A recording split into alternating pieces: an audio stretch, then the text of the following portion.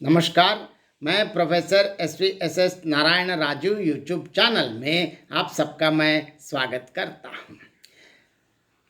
गोस्वामी तुलसीदास द्वारा रचित श्री रामचरितमानस के अयोध्या कांड से विभिन्न पदों की व्याख्या की इस श्रृंखला में आज और एक पद की व्याख्या अब मैं करने जा रहा हूँ। अब तक दशरथ जी जैसे मंत्रियों को आदेश दे दिया है कि मुनि वशिष्ठ जी के अनुसार राम राज्याभिषेक की तैयारियां कर लीजिए। अब तैयारियां कैसे चल रहा है अब देखेंगे। सबसे पहले पद देखेंगे, पद के साथ साथ व्याख्या भी देखेंगे।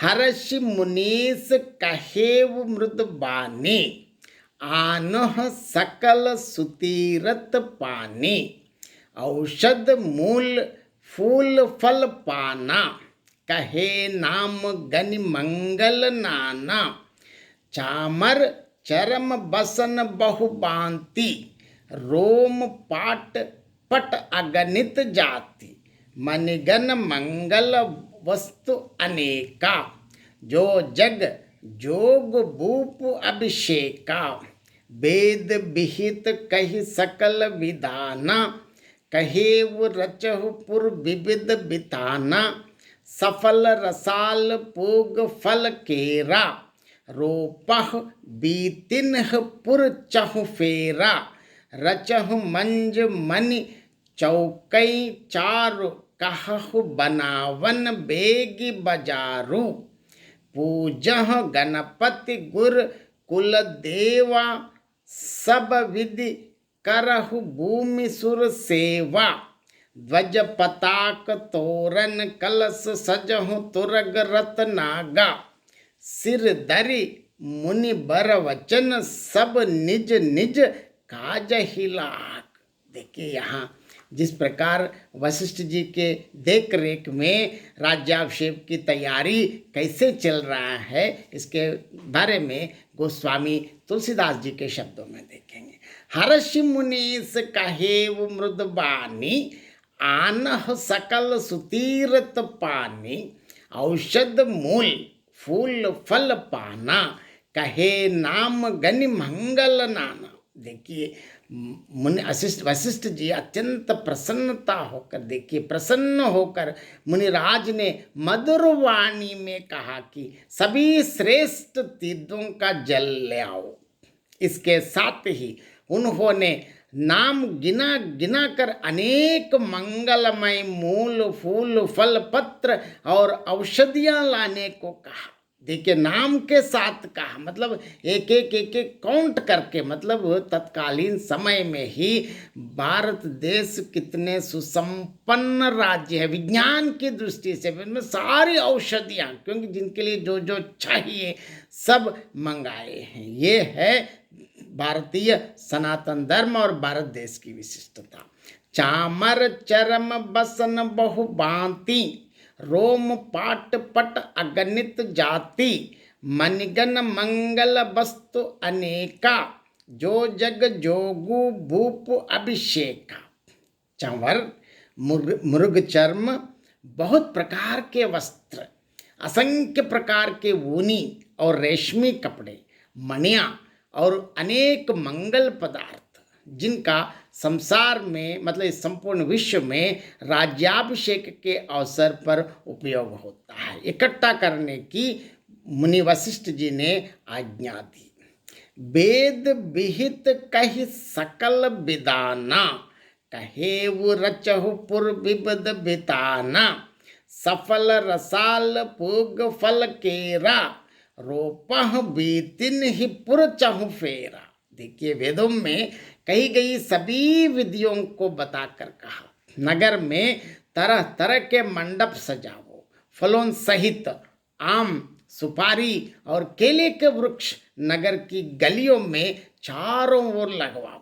देखिए यह आज की पद्धति नहीं है, अनेक सदियों मतलब युगों से भारत देश में ये सब अमल में है। इसके लिए हमारे लिए रामचरितमानस ही उदाहरण, क्योंकि रामचरितमानस तो ऐसे ग्रंथ नहीं है, ये हमारे लिए इतिहास ग्रंथ भी है। क्योंकि ऐसे लोग इसको स्वीकार करें ना करें, क्योंकि ये भारतीय सनातन धर्म का जो अनुयायी हैं, इनके लिए एक धार्मिक या पौराणिक ग्रंथ ही नहीं है, ये हमारे लिए पूर्व इतिहास भी इससे हमको परिचित होता है। और आगे देखिए क्या कहते हैं, रचहु मंज मन चौकई चारू, कहहु बनावन बेग बजारू, पूजह गणपति गुरुकुल देवा, सब विधि करहु भूमि सुर सेवा। मनोहर मणियों के सुंदर चौके पुरवाओ और बाजारों को शीघ्र सजाने के लिए कह दो। श्री गणेश जी गुरु और कुल देवता की पूजा करो और सब तरह से ब्राह्मणों की सेवा करो।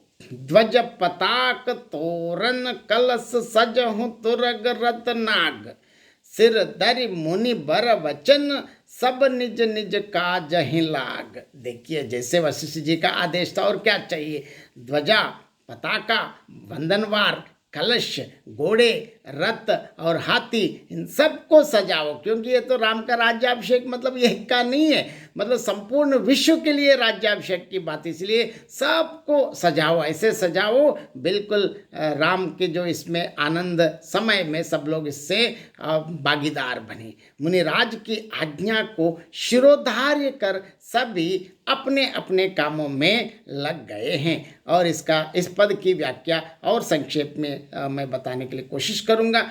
वशिष्ठ जी ने बहुत सानंदित होकर कोमल वाणी से कहा कि संपूर्ण श्रेष्ठ तीर्थों का जल ले आओ। और उन्होंने ये भी कहा है कि बहुत औषधि, मूल, फूल, फल और पत्र आदि अनेकों मांगलिक वस्तुओं के नाम गिनकर बताएं, क्योंकि ऐसे तो सब लाओ ऐसा नहीं बता दिया, एक एक डिटेल्ड समझा के सब सूची देकर उनको लाने के लिए आदेश दे दिया है।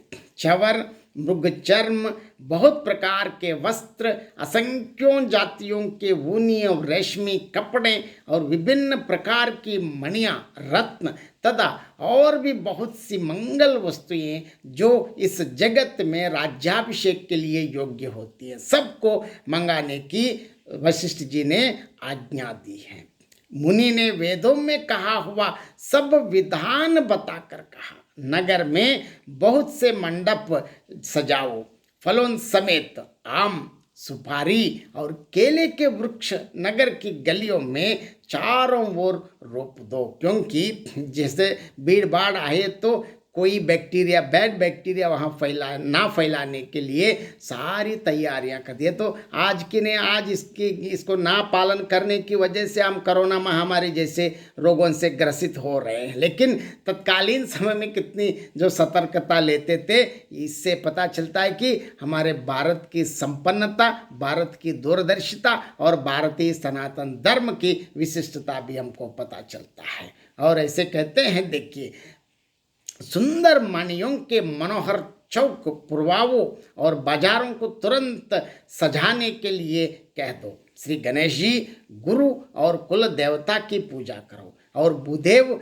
ब्राह्मणों की सब प्रकार से सेवा करो। यहाँ मैं बार बार कहता हूँ, ब्राह्मण मतलब कोई एक जाति नहीं है, मतलब पुरोहित, पुर के हित चाहने वाला, पुर के हित चाहते हुए यज्ञ आदि करने वाला ही सुयोग्य ब्राह्मण माना जाता है। जन्म से नहीं, कर्म से ही कोई ब्राह्मण बन सकता है, ये हमारे यहाँ नियम है।